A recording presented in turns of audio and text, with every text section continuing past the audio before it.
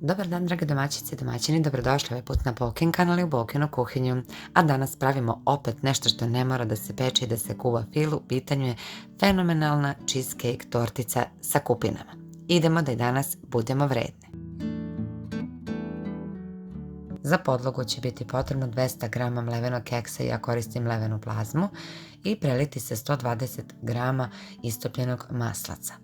Također je potrebno dodati i 2 ravne kašike hladnog mlijeka. Ja ovdje imam kalup koji je dimenzije 26 cm. Sipati u kalup i kašikom pritiskati da se lijepo smesa svugdje zalepi i rasporedi. Smesu je potrebno staviti u frižider. Sada ću napraviti osnovu ovog fila, a za to će nam biti potrebno da se posebno umuti 400 ml slatke pavlake, ali ne previše gusto. U posebnu posudu potrebno umutiti neki neslani sir, ja koristim ovaj Kravica neslani sir za torte i kolače, ili možete mascarpone. U 500 g neslanog sira dodati 70 g šećera u prahu i 1 kesicu vanilin šećera. Kada dobro to mikserom sjedinite, dodati prethodno umućenu slatku pavlaku.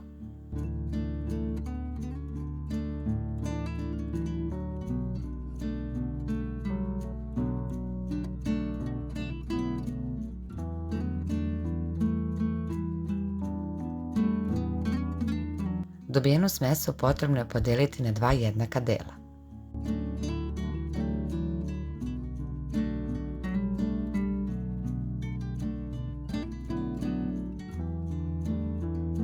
I sada ću napraviti bijeli deo fila.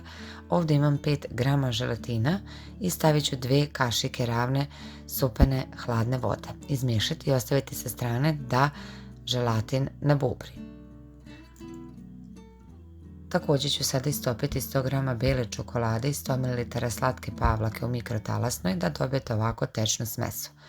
Kada je želatin ovako nabubrio, također je potrebno njega malo zagrejati, ja sam to radila u mikrotalasnoj, da dobijete ponovo ovako tečan želatin.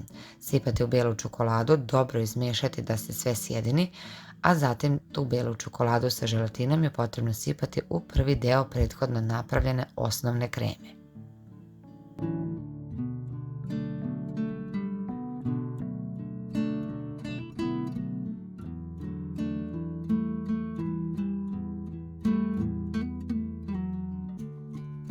I ovo je prvi deo fila, tačnije sa bijelom čokoladom, i fil je potrebno naneti na prethodno napravljenu podlogu od keksa.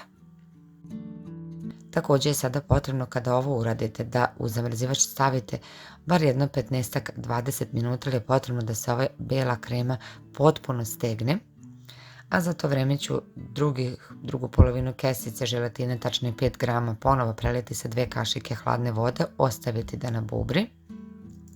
A u šerpicu ću staviti 250 g svežih kupina i dodati 50 g šećera i vrlo malo iscijediti od gore limuna.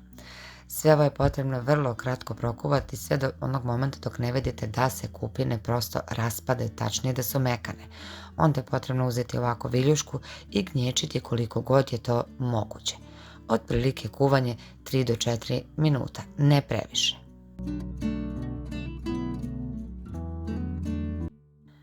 Kada su se kupine skuvale, tačnije omekšale, potrebno je kroz cediljku da se procedi. Zašto ovaj korak bitan? Da koštice jednostavno ostanu, da nam dole izađe potpuno čist sok od kupina. Želatin koji smo ostavili se stegu, također je potrebno i njega staviti da se malo otopi, da bude tečan, i želatin je potrebno sipati u dobijeni sok od kupina. Sada ova smesa, s obzirom da smo kupine kuvali, je jako vruća, no je potrebno ostaviti da se ohladi. Zatim, kada su se kupine ohladile, sipati u drugi deo osnovnog bijelog krema.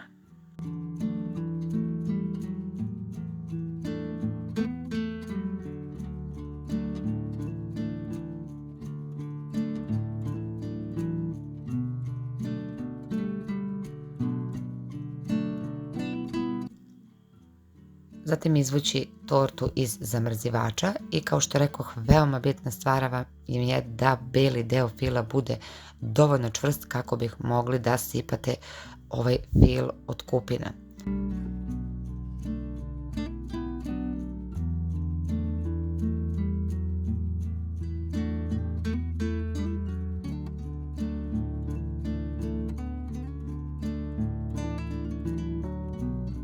Ovaj kolač je potrebno da stoji najbolje 1 dan da se lepo stegne ili ga možete ostaviti na sat vremena u zamrzivač.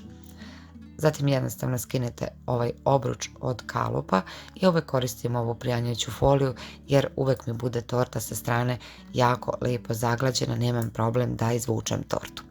Ova torta je fantastičnog ukusa i kao što rekoh, ja sam je dala naziv cheesecake sa kupinama. Probajte, zasigurno znam da ćete uživati u njoj. Ja vam želim prijetno.